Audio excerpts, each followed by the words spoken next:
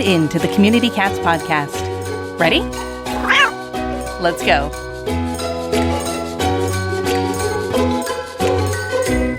Welcome to the Community Cats podcast. I am your host, Stacy LeBaron. I've been involved helping homeless cats for over 20 years with the Merrimack River Feline Rescue Society. The goal of this podcast is to expose you to amazing people who are improving the lives of cats. I hope these interviews will help you learn how you can turn your passion for cats into action. And today we're speaking with Adam Spencer. Adam is the founder of Furlanthropy. Furlanthropy is the first charity-owned and operated crowdfunding platform for any animal-related cause. Furlanthropy proactively protects donors through their unprecedented integrity. Every fundraising campaign is verified. All funds raised are distributed directly to the need, i.e. a veterinary and hospital.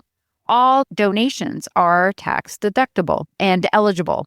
So, Adam, I would like to welcome you to the show. Thank you so much, Stacy. So, first and foremost, I can't wait to dive into this because money does make the world go round in this community cat TNR space. But first, before we do that, how'd you get to be so passionate about cats? Oh, well, thank you again so much for having me today. Greatly appreciate it. I carry a very special place in my heart for Kobe.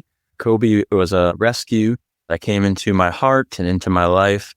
Oh, goodness, this is going to make me sound old, at least 25, 30 years ago. And Kobe lived a long and happy life for over 20 years.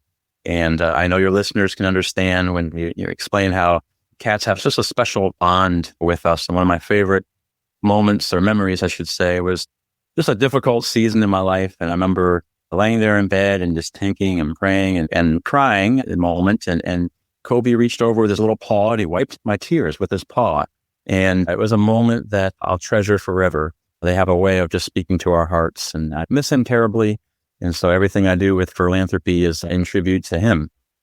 Wow. Great story. I mean, we all have lots of cats that touch our lives and our hearts, but then it's those memories that are just so meaningful because you go back to them and you're like, that's my why. You know, this is my why. This is why I'm here. And, you know, we met earlier this year during the VMX conference, actually, which is a conference for veterinary hospitals, veterinary practices. So we didn't meet in your typical animal welfare space. So tell us a little bit more. I know we described it in the intro, but tell me a little bit more about Furlanthropy and why should our community cat groups, our trap, neuter, return, rescue, nonprofits, our small grassroots organizations, why should we be interested in Furlanthropy? Sure. Well, what a great opportunity for folks like yourself who are passionate about the welfare of cats and breaking down those barriers that prevent pet parents from often being able to afford care for their pet, or just pets that maybe don't have a parent and are orphaned and in need of care.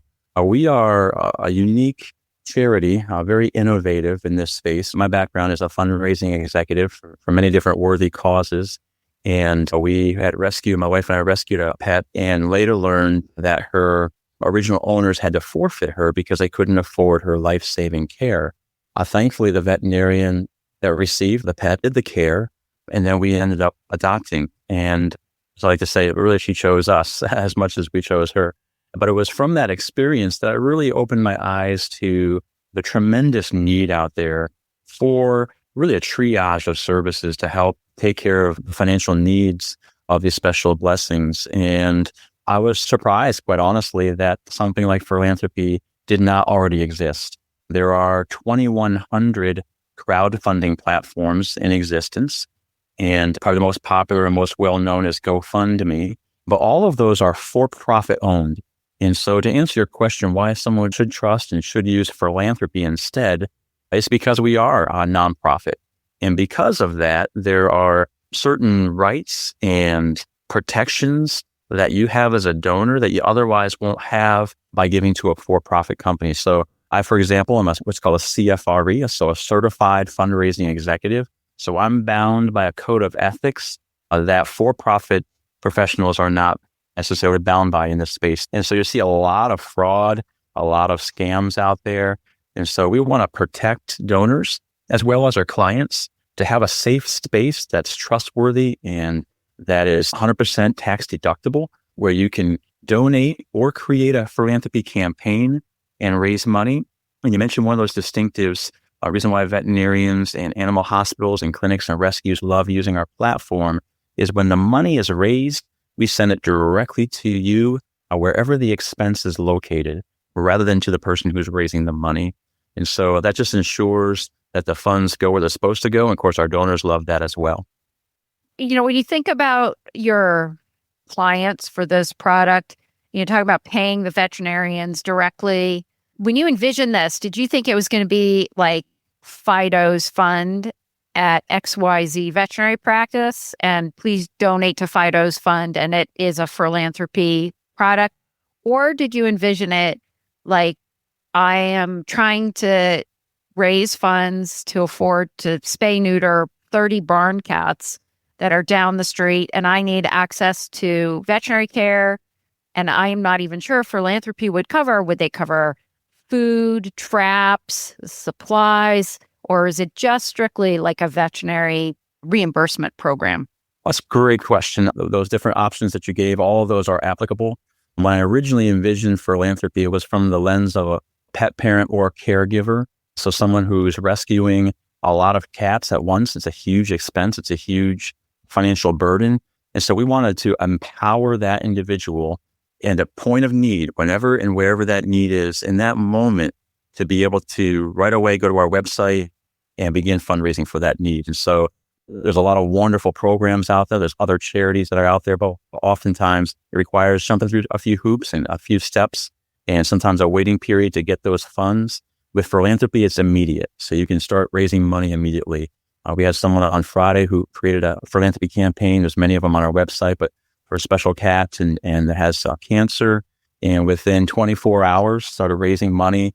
And 3 days later, had $1,000 raised. And so it really empowers that caregiver to start raising money right away. And I will specify that Furlanthropy, we're blessed with donors who just say, you know what, we just care about cats. Here's a donation and you just help cats that are in need. And so we are able to actually contribute to those campaigns as well.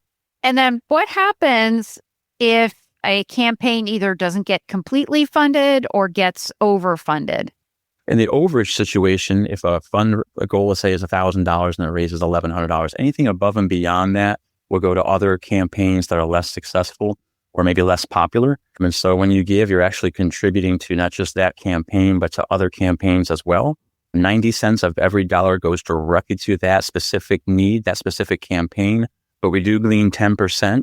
And from that 10%, we then are able to help other pets in crisis as well. And then if there's a situation where it doesn't raise as much money as anticipated or as quickly as anticipated, we can keep that campaign open.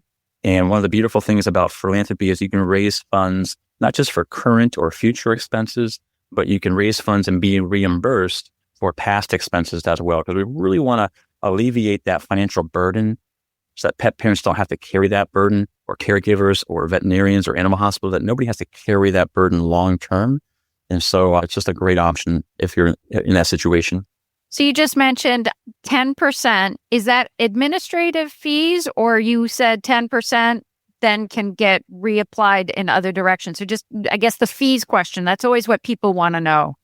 No, absolutely. And being a fundraising professional for many years, I always advise folks when you're giving to charity, 10 to 20% is considered in philanthropy an acceptable amount. When you start seeing charities that are gleaning 30, 40, 50, I've even heard outrageous stories of 90% going to administrative costs and very little actually going to the mission. So I always want to be wary of that. But with Furlanthropy, 90 cents of every dollar goes directly to that mission and to that specific campaign. We do glean 10% for what we call it to be used where needed most. And so if there are administrative costs, we can take care of those costs that way. But if there's also just another pet parent or a philanthropy campaign that hasn't reached its goal and we want to be able to step in and help that situation, we can. So I'm going to ask, the 10% includes your transaction fees too for whoever your merchant providers are? No, actually, when you click on the button to donate, there'll be a button there which says, I want to cover processing fees. So you just click that button and then you can either decline that or you can include with your donation the processing fees as well. Got you. Okay. All right. So somebody can choose to pay the processing fees, or it gets included within that donation. So that would also be an extra charge that would be pulled out after. If they declined it, it doesn't come into your 10%. Just trying to full disclosure here. Yes, ma'am. Yes, ma'am. Yep, absolutely. And I know I've read a lot of articles saying most people will choose to pay for those fees. And so, from my perspective as someone who's trying to raise money, oftentimes that's not as much of a concern, because I have been quite impressed at how many people do check that button and say, oh, yes, I'll cover those fees. No problem. Yes, ma'am. And one of the other things, too, just as a way of comfort for your donors to know as well, I don't get paid. We're driven by volunteers. We do have some contractual staff, but our operations are very, very lean. And we do that on purpose because we want as much money as possible that's raised to go directly to preventing the suffering of pets. I would also encourage your listeners to do their homework. You can go to the IRS website and look at 990s of other nonprofits and see how much does their CEO make, what's their salary. And so you can kind of do your homework there to decide whether or not you feel like that's ethical or not.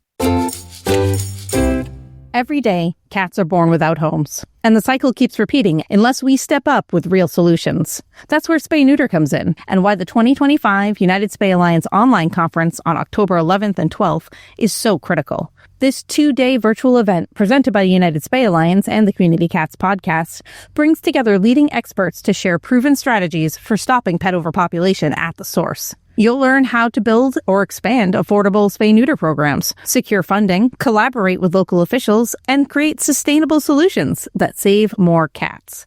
If we don't act, shelters stay overwhelmed, rescues stay full, and cats pay the price. But with the right tools and knowledge, you can be part of turning the tide. Registration includes access to recordings and resources. Don't wait. This is your chance to be part of the solution.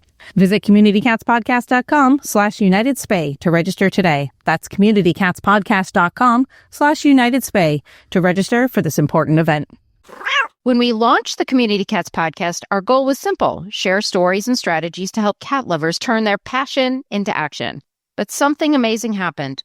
Our community grew, and so did our mission. Over the years, we've added webinars, conferences, certification courses, downloadable tools, and a whole lot more to support people who care about cats. So it's time for our name to reflect everything we do. The podcast isn't going anywhere, but our overall platform is rebranding as Community Cat Central. It's the same team, the same heart, and the same commitment, just with a fresh new look and even better ways to help you take action for cats in your community. You'll start seeing updates soon, including a brand new website, smarter email tools, and resources that are easier to access and use. We're so grateful to have you on this journey with us, and we can't wait to show you what's next. Are you getting your message across to your entire community? Do they know what programs you offer and what they can do to help? Learn more about how to effectively market your organization, or just sharpen your skills with a free self-paced marketing course, The Fundamentals of Marketing on Maddie's University. The course is designed to provide a basic understanding of marketing and provide you with templates and tools to elevate and improve your organization's brand, voice, and audience, and have fun while doing it. You'll receive a strategic marketing plan template to download free. Go to university.maddiesfund.org and search marketing to enroll now. So I know when I was at the VMX conference and I picked up your literature, on the literature was this logo there. You have PetSmart Charities logo right on your promotional materials about philanthropy.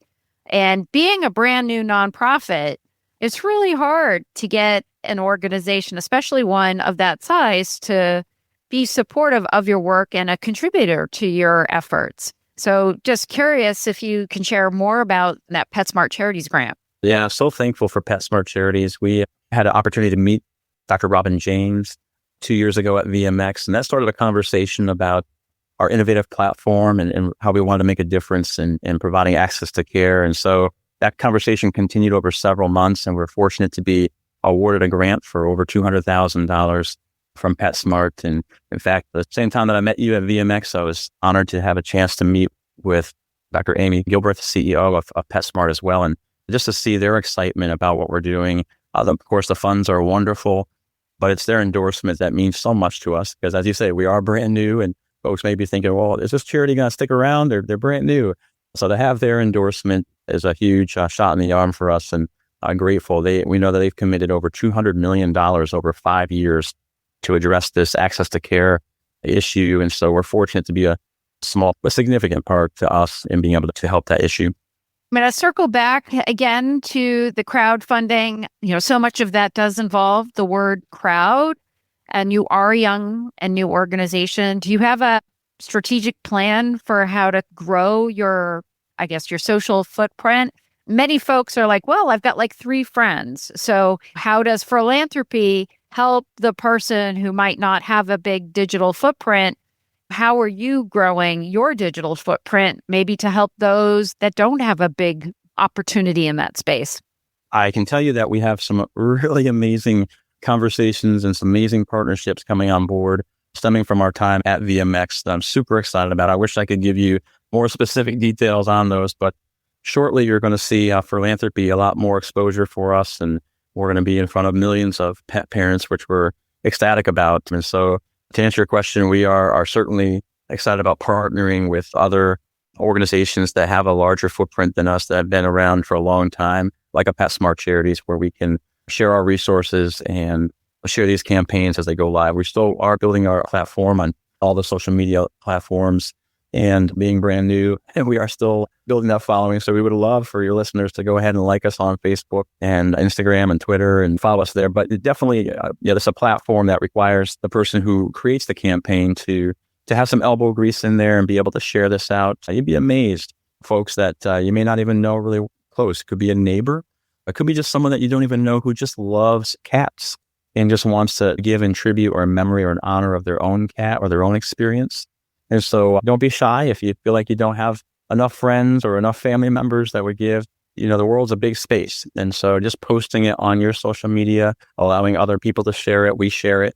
It'll give us some great exposure. And you can also download and email your campaign as well. Or you can just have a conversation over the phone with somebody even, and they can mail a check in. There's different ways that they can give through stocks or donor advised fund, other gift vehicles that people can give from, and we can apply those funds to your campaign. You mentioned giving gifts of stock or donor advised funds, and for some folks, that's very much a confusing topic. So it may even be in their best interest to create a campaign to just even accept those items so that they don't have to deal with it on their own. Coming from personal experience, having to set up multiple brokerage accounts or gift accounts at brokerage houses to receive stock, it's an accounting thing. And so it may make sense for an organization, even if they are their own 501c3, to set up a campaign with you to receive those kinds of donations. That's such a great point. We had several folks come to us at our booth there at VMX and expressing some really beautiful missions that they're already a part of in their own communities, and with dreams and aspirations of forming charity or a nonprofit, an organization that would have some structure to help their mission of rescuing cats in their community. And with Furlanthropy, because we're already a 501c3 registered charity, all you need to do is, if you have a dream or a desire, or you're actively already helping cats and pets in your community, all you have to do is go to Furlanthropy and create a philanthropy campaign, and you can name it whatever you'd like, and just tell us what those expenses are for, and we can raise money for your cause. And so it allows you to do your mission right away without having to do all those other steps that you mentioned. So Adam, as a fundraising professional, I have to ask you some advice. Many of our trap, neuter, return organizations are very small. They're very grassroots organizations, and maybe 6 to 12 folks that are working hard, to doing the best they can, but they're responding to calls all the time. How would you advise a small group to help them become comfortable with fundraising and convincing them too that you can fundraise for spay neuter, which many organizations feel like spay neuter is very challenging to fundraise for versus the cute little fluffy kitten that gets adopted out of the shelter? Well, that's such a great question. And I'll say specifically, and again, I'm from the fundraising background and a pet parent, but I understand the need for prevention. And if we can go upstream and try to reach these pets and negate some of the harder challenges that come down the road for pets that aren't spayed or neutered, I believe donors want to give, they want to invest in something. And so they're not just throwing money at a problem, but they're investing in a viable solution. And these amazing veterinarians and veterinary professionals were on the front lines rescuing and taking care of these cats. That's inspiring. And so I would encourage anybody who's maybe nervous about asking, what you're really doing is you're inviting people to touch your mission. And I often tell folks that the number one reason anyone gives to any charity or any cause, believe it or not, it's not the mission. The number one reason anyone ever gives is to fulfill something within themselves, within their own heart. And so for me personally, I give to a lot of different causes, animal-related causes, including Furlanthropy, but I give because I miss my cat. So I give in tribute to Kobe. And so for someone else, they're not going to give if they don't trust your mission or they don't believe in it, but they may give really because it comes from a different place in their heart. They understand the power and the importance of having these cats rescued and having them spayed or neutered. And so allowing folks to give from their heart, telling the story and touching their hearts is so important. And we also want to make it easy for your organization. And not everybody's in a position to give financially, but everybody's in a position to be an ambassador, to tell your story, to share your mission, to connect with your heart and these precious cats who need love and care. And so I invite you to, on your own social media pages or even your website, to put a link to Furlanthropy and invite people to be an ambassador by going to Furlanthropy, creating a Furlanthropy campaign and naming it after the mission or the name of the organization or the cause. And then they can start fundraising. So from a fundraising standpoint, what's better than $100 from one person? It would be 10 people giving $10, because then you just have 10 more people who are passionate about what you're doing and telling their friends and their circle as well. So it's a great way to multiply giving in a very quick way and to tell your story and broaden exposure for your mission. Adam, if folks are interested in finding out more about the work that you do, how would they do that? Sure. Come to Furlanthropy.org. There's a video there and some other resources. And there's two options there. You can click a button to start a Furlanthropy campaign for the mission that you care about or a pet that's in need. You can also donate to any campaigns that are live, or you can make an unrestricted gift to Furlanthropy for us to be able to use where needed most in these campaigns. We'd love to talk to you about our Forever Legacy Society. If you have interest in plan giving and other gift options, non-cash asset options to give, every single dollar that's donated is 100% tax deductible. And every gift that you give makes a difference. And so once again, I just thank you for the opportunity and encourage folks to follow us on social media. And again, the website is Furlanthropy.org. Do you have any last thoughts for our listeners before we close out today? Thank you. Thank you for what you do. Thank you for the opportunity to share today. And I just encourage everyone to pause for a cause and make a difference today. Adam, I thank you so much for agreeing to be a guest on my show, and I hope we'll have you on again in the future. Thank you so much, Stacy. That's it for this week. Please head over to Apple Podcasts and leave a review. We love to hear what you think, and a 5-star review really helps others find the show. You can also join the conversation with listeners, cat caretakers, and me on Facebook and Instagram. And don't forget to hit follow or subscribe on Spotify, Apple Podcasts, Google Podcasts, YouTube, Stitcher, or wherever you listen to podcasts so you don't miss a single show. Thanks for listening, and thank you for everything that you do to help create a safe and healthy world for cats.